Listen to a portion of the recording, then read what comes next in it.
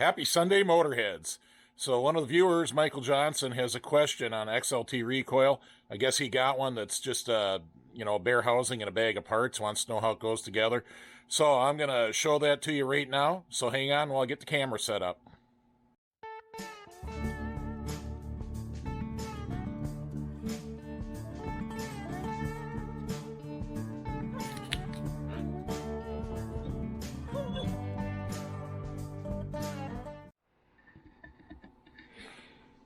All right, here we are. Hopefully this goes pretty fast. So I'm going to probably change the rope on this thing while I'm at it. So I'm going to cut the old rope off and let the spring rewind because I'll just start from scratch. So there, I cut the rope.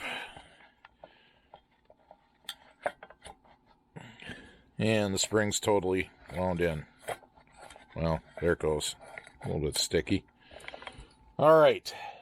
So 10 millimeter in the middle there, under this plastic piece. And that gets locked down hard. That's not like some soft joint that allows any slippage. So you get your plastic piece up. You can see we've got the spring, which makes the drag. And there's a flat on that holds the plastic piece still. Now, Michael, I think your question is about the pawl here. And here it is. That's the way it goes. So you can see the direction the pawl is facing there. I think you have your question because I think it probably fits either way for some reason. Don't ask me why they would do that, but yeah, if the spring was out, I think you could put it on either way. So this is the way it goes, and obviously the spring is set up to hold it in. So here's the spring you're asking about. So you can see it's winding up this, my right hand. If I go clockwise, it makes it go tighter. Okay, so there's what the spring looks like inside. No big deal, a little greasy on this guy. Might give that a quick spray with some brake clean, and I'm going to get this rope off, and I'll be right back. All right, back on the together side. So we got the little notches that's supposed to catch in. Obviously, it's going to catch on this one right here. So we're going to settle that down on. Perfect. Caught it on the first try, as far as you know. All right.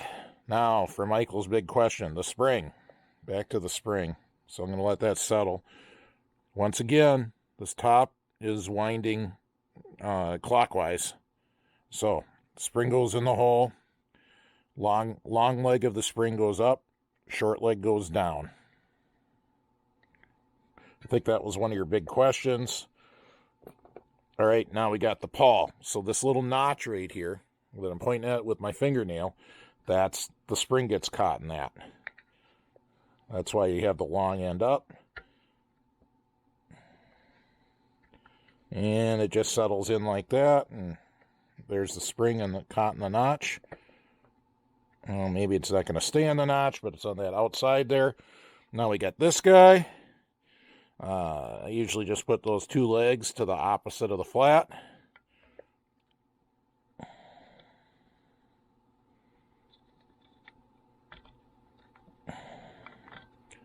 Where's the flat? There it is.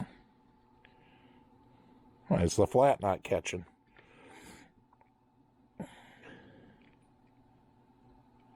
Alright. Oh, I know why.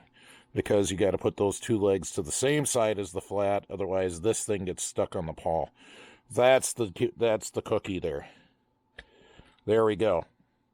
So, once again, let me pull that up and show you. The relation of the flat here is to these two legs, not to this, or it won't go on. I mean, you won't even be able to make it go on. So you get that on. Lock down your little nut that takes a 10 millimeter socket. Now you're going to wind it only in the way that makes the pawl come out. Why is the pawl not coming out? And why is there so much drag on that?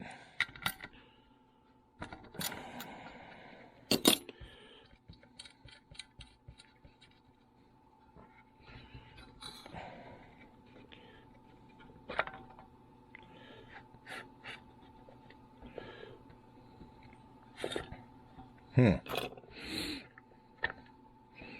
to this. Got these two doohickeys again. Maybe I'll just put them off to the one side of the flat.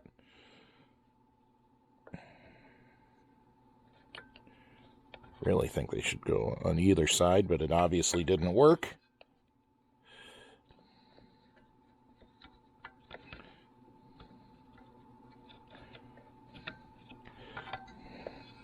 Knock the pawl off because I'm fumbling.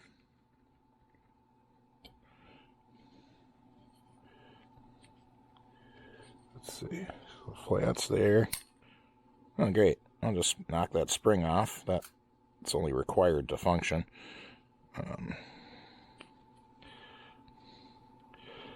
Alright, let's see if I can get that to sit down on there yet. There we go. So, once again, I'll show you where I had the spring oriented relative to the flat this time. Don't ask me why.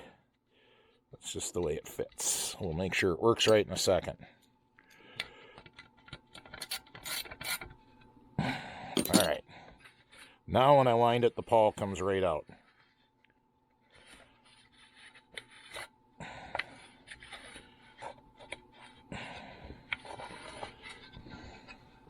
Alright, now to get the rope through.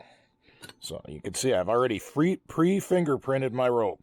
She's dirty. My hands are dirty from this thing. Hopefully this comes out on camera. Let me see. This might be harder to show. So I'm kind of stuffing the rope down in there, and then I try to grab it with the... Great. I'll just pick it out by accident. So I think it's easier on this style to stuff the rope in from this way. You do whatever you want. There, the rope came out in the right spot that time. So I just got to stuff some extra through and guide it right out the hole. There it is.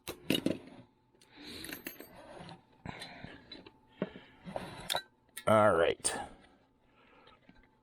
Always nice if you have your rope already set up with the knot on it. Now, very carefully, so I don't lose all the tension and let the spring fly off, I'm going to put a knot out here. Nice, big, easy to untie knot. Now I'll line this around till I get to the notch. Where'd my pick go?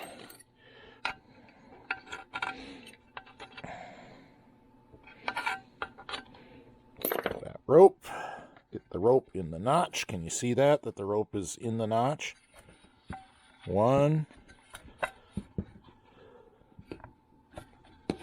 2,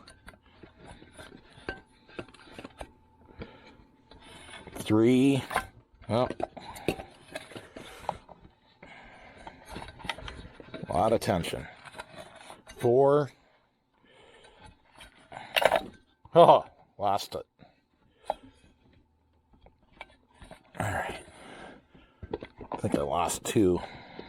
3.